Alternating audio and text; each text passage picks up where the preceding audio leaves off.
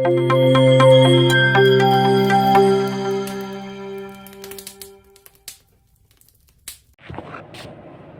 Everyone, आप सभी का स्वागत है super science period YouTube channel में। सो मैंने क्या सोचा है कि आपके एग्ज़ाम जो है, आपकी जो बायो का एग्ज़ाम है वो है 7 मार्च को। मैं क्या करूँगी कि आपको जो चैप्टर है उस चैप्टर का मतलब उस चैप्टर में से कौन से पॉइंट है जो बहुत इंपॉर्टेंट है और क्वेश्चन कैसे आएगा। तो बेसिकली इस चैप्टर का एक ओवरव्यू लेंगे और डायरेक्टली क्वेश्चन के ऊपर ही जंप करेंगे कि क्वेश्चन कैसे आते हैं, फिर अकॉर्डिंग टू दैट क्वेश्चन इस चैप्टर में क्या इंपॉर्टेंट है और कौन सा पॉइंट है जो आपको छोड़ के नहीं जाना है। एटलीस्ट अगर आप सोच रहे हो कि मुझे ये चैप्टर स्किप करना है, कोई भी चैप्टर, ये जो 15 चैप्टर्स है, इन 15 चैप्टर में से आप सोच रहे हो कि मैं कोई चैप्टर स्किप करूं, लेकिन मैं यही सजेस्ट करूँगी कि प्लीज़ कोई भी चैप्टर स्किप मत करके जाना। एटलीस्ट उसके बुलेट पॉइंट जो होते हैं ना, एटलीस्ट वो तो स्टडी करके जाओ। तो reproduction in lower and higher plants. So basically इस चैप्टर में आपको क्या पढ़ना होता है, तो बेसिकली प्लांट का पढ़ना है। सो प्लांट के अंदर जो रिप्रोडक्शन होता है, तो इस चैप्टर में सेक्सुअल रिप्रोडक्शन पढ़ना है प्लांट के अंदर। और प्लांट के अंदर सेक्सुअल रिप्रोडक्शन कौन से पार्ट में होगा, तो वो होता है फ्लावर। सो बेसिकली वही पढ़ना है कि फ्लावर के अंदर फिर आप पढ़ोगे कि मेल गैमेटोफाइट कैसे बनते हैं, फीमेल गैमेटोफाइट कैसे बनेगा। सो यही क्वेश्चन आएगा यहाँ पर। सो ये जो है ये क्या है, ये टीएस ऑफ एंथर है और ये क्वेश्चन डायरेक्टली आएगा कि describe the structure of TS of anther. So ये बहुत इंपॉर्टेंट है, यहाँ से जो है ये पॉइंट इंपॉर्टेंट है। सबसे इम्पॉर्टेंट क्या है कि जो प्लांट होते हैं, प्लांट के अंदर सेक्सुअल रिप्रोडक्शन कहाँ होगा। अगर कोई भी प्लांट है तो उस प्लांट के अंदर सेक्सुअल रिप्रोडक्शन कहाँ पर होगा, तो वो जो सेक्सुअल रिप्रोडक्शन होने वाली जो साइट है वो होता है फ्लावर। सपोज ये कोई प्लांट है, तो इस प्लांट के अंदर सेक्सुअल रिप्रोडक्शन कहाँ पर होगा। ये क्या है, ये है ग्राउंड, ये है स्टेम और यहाँ पर लीव्स वगैरह होंगे, तो लीव्स में सेक्सुअल रिप्रोडक्शन होता है। So answer is no. So plant के अंदर एक बेहद खूबसूरत सा क्या होगा, ऑर्गन होता है जिसे कहते हैं फ्लावर। और ये जो फ्लावर है, इस फ्लावर के अंदर होता है सेक्सुअल रिप्रोडक्शन। सेक्सुअल रिप्रोडक्शन, तो हमें सबसे पहले तो फ्लावर का इन डिटेल स्ट्रक्चर पढ़ना पड़ेगा, ठीक है। इसके पार्ट्स पढ़ने हैं, क्या है कैसा है। सो मैं आपको डायरेक्टली क्वेश्चन के ऊपर लेके जाती हूँ, इसके बाद हम फ्लावर का स्ट्रक्चर पढ़ेंगे। क्वेश्चन देखिए यहाँ पर, तो ये देखिए पार्थेनोकार्पी और इसके ऊपर भी क्वेश्चन है। सो पार्थेनोकार्पी क्या होता है, पार्थेनोकार्पी का सिंपल मीनिंग ये होता है, पार्थेनो का मीनिंग होता है कि विदाउट फर्टिलाइजेशन। पार्थेनो का मीनिंग होता है विदाउट फर्टिलाइजेशन एंड यहाँ पर कार्पी वर्ड आ रहा है। सो कार्पी मतलब फ्रूट। सो क्या होगा यहाँ पर, फ्रूट फॉर्म होगा विदाउट फर्टिलाइजेशन। सो पार्थेनोकार्पी होता है ना, वैसे ही होता है पार्थेनोजेनेसिस भी होता है। पार्थेनोकार्पी, पार्थेनोजेनेसिस, ये जो 3 डेफिनेशन है ये तो आप लिख लो, अभी के अभी लिखो। Parthenocarpy, then parthenogenesis, parthenogenesis and एक होता है apomixis. Apomixis, parthenocarpy, parthenogenesis, apomixis, इन तीनों के अंदर क्या होता है, पहले तो एक फिनोमेनन कॉमन होता है विदाउट फर्टिलाइजेशन। सो पार्थेनोकार्पी के अंदर क्या होता है, विदाउट फर्टिलाइजेशन। सो तीनों के अंदर पहले तो लिख लो विदाउट फर्टिलाइजेशन, यहाँ पर फर्टिलाइजेशन नहीं होगा, without fertilisation, without fertilisation. Same यहाँ पर भी विदाउट फर्टिलाइजेशन, सेम यहाँ पर भी विदाउट फर्टिलाइजेशन। सो पार्थेनोकार्पी के अंदर विदाउट फर्टिलाइजेशन क्या बनेगा, पार्थेनोकार्पी के अंदर विदाउट फर्टिलाइजेशन फ्रूट फॉर्मेशन होता है, फ्रूट बनेगा। पार्थेनोजेनेसिस के अंदर विदाउट फर्टिलाइजेशन ऑर्गेनिज्म बनेगा, एक ऑर्गेनिज्म बनता है। एग्जाम्पल में आप लिख सकते हो यहाँ पर एग्जाम्पल में बनाना,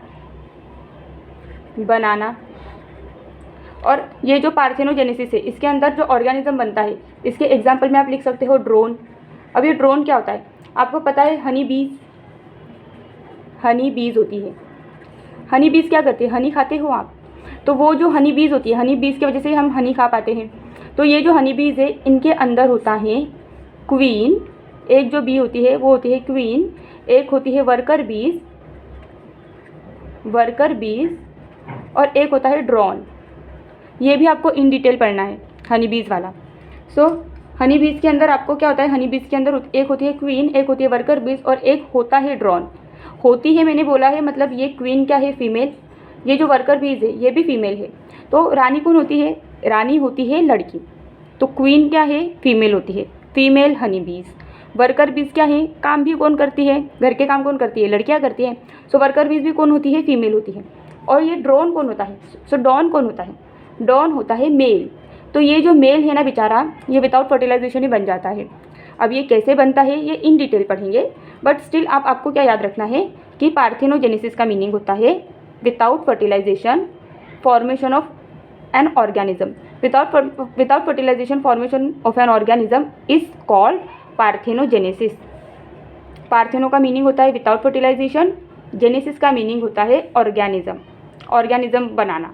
ठीक है, पार्थेनोकार्पी, कार्पी यहाँ पर फ्रूट आ जाएगा। So formation of fruit without fertilisation is called parthenocarpy.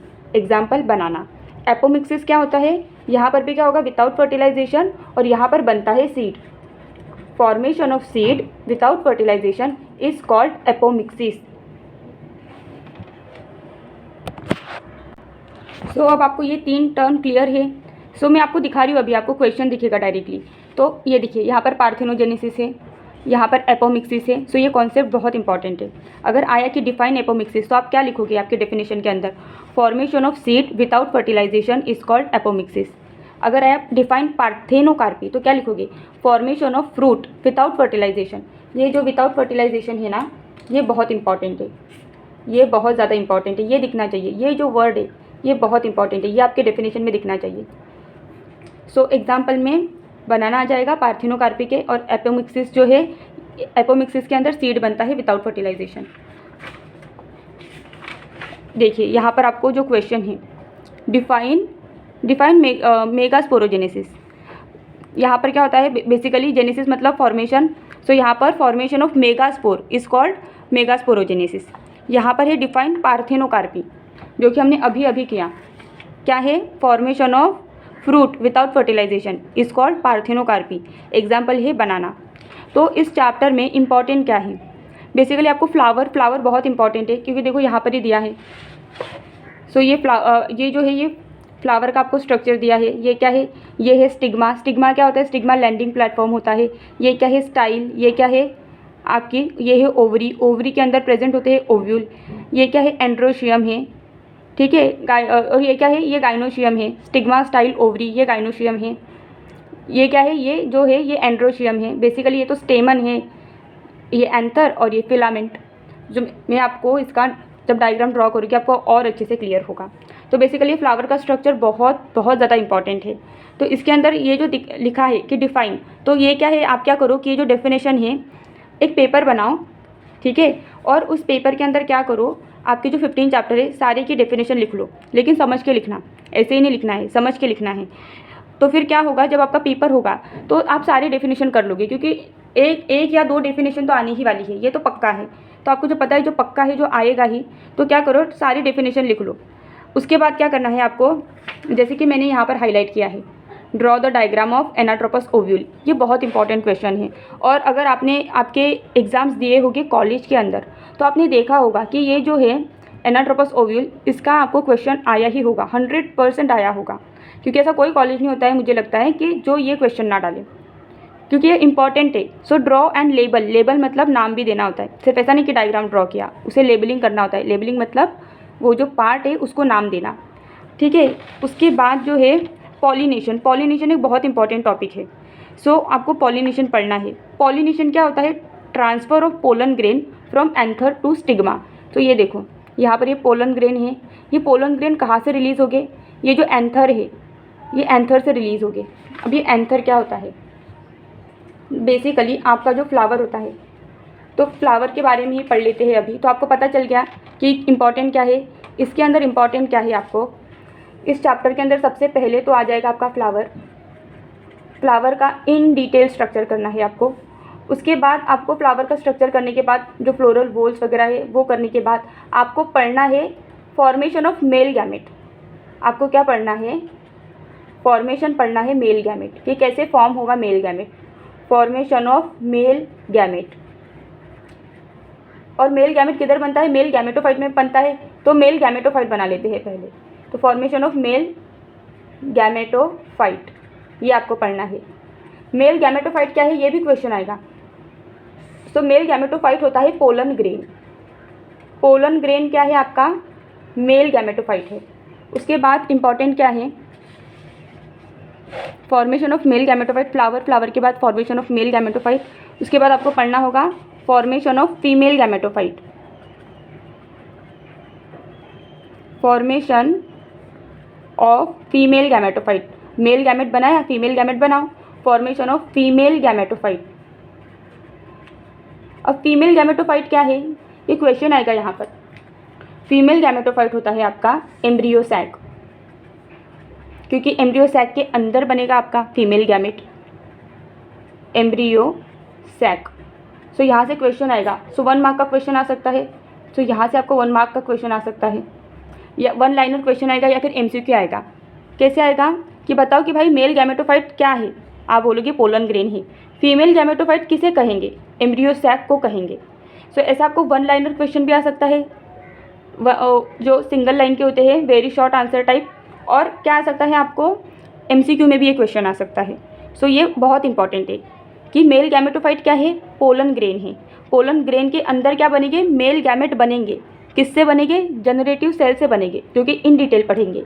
Formation of female gametophyte क्या है, मतलब यहाँ पर फीमेल गैमेटोफाइट बनेगा, फिर उस फीमेल गैमेटोफाइट के अंदर बनता है आपका फीमेल गैमेट। तो वो फीमेल गैमेटोफाइट क्या है, वो है एम्ब्रियो सैक। वो क्या है, वो है एम्ब्रियो सैक। अब देखो, मेल गैमेट बना लिया, फीमेल गैमेट बना लिया, पोलन ग्रेन के अंदर मेल गैमेट बना लिया, एम्ब्रियो सैक के अंदर फीमेल गैमेट बना लिया। अब मेल गैमेट और फीमेल गैमेट अगर बन गए तो फिर क्या होगा, तो उसके बाद होगा फर्टिलाइजेशन। सपोज यहाँ पर है मेल गैमेट, अब बन गए, और यहाँ पर है फीमेल गैमेट, फीमेल गैमेट। अब मेल गैमेट और फीमेल गैमेट अगर साथ में है तो क्या करना है हमें, बस इन्हें फ्यूज करना है। So fusion of male gamete and female gamete से क्या होगा, फर्टिलाइजेशन होगा। लेकिन प्लांट के अंदर जो होता है, इनके अंदर हमें सिर्फ फर्टिलाइजेशन नहीं देखने मिलता, हमें देखने के लिए मिलता है डबल फर्टिलाइजेशन, डबल फर्टिलाइजेशन। और देखिए आपको ना डबल फर्टिलाइजेशन का भी क्वेश्चन है, मैंने देखा था कि डिस्क्राइब डबल फर्टिलाइजेशन।